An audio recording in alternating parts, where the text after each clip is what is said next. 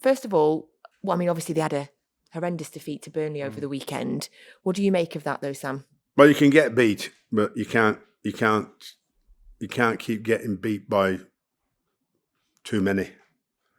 You know, when people out there say, well, you know, it's whether you get beat 1-0, 3-0, 5-0 or 6-0, it's still just 3 points you've lost. It's much worse than that for you as a manager, because you're deemed to have lost control. You're deemed to have lost the players. Pundits would tell you, which would really get on your nerves, particularly the ones who've never been there or managed, that we don't know what system he's playing. You know, all that bull BS really drives me up the wall, like you mean, because all managers prepare a system for the team. Nobody lets the team just go out and play on its own anymore. If it's looking like Chris Wilder will be the replacement at Sheffield United, what do you make of that appointment?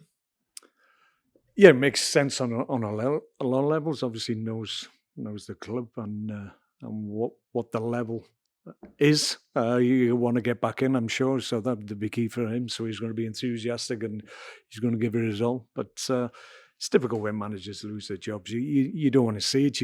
We've been at the coalface, so to speak, and we know a lot more than people on the outside looking in know, just as a consequence of having the role that we've had. So we understand what it's like, and it's not nice. It's not nice when it happens to you or happens to colleagues that you know do an exceptional job under difficult circumstances. So, a new manager for Sheffield United, you're suggesting new players to give them a boost Definitely. in January. What about a new coach, Sam? Because 2 weeks ago on this podcast, Mark, we had Billy Sharp, and we were kind of reading between the lines when he was talking. He's done all his coaching badges, and he was telling us he wants to become a manager, but he told us he'd love to go back to Sheffield United, but he would never. That he couldn't go back as a player. They don't want him back as a player. No. Could you see Chris Wilder bringing Billy Sharp in?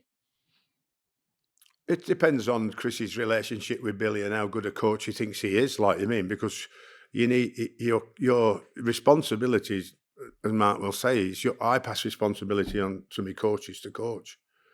Well, we all come together and find out what we're doing. Their responsibility is to suggest what sort of session they're doing, and me to say, well, based on who we're playing next week, that's fine. You go ahead and go ahead, off you go and get yourself set up and do that work and whatever.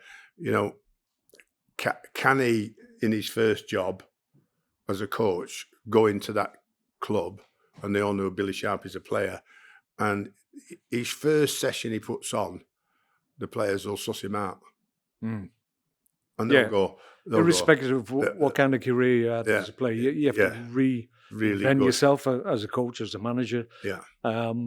Players will allow you to go through the door, but once you got your foot in the door, then you've got to prove to them that you can actually help them or enable them to become better. And it doesn't matter what your football career has been prior to that.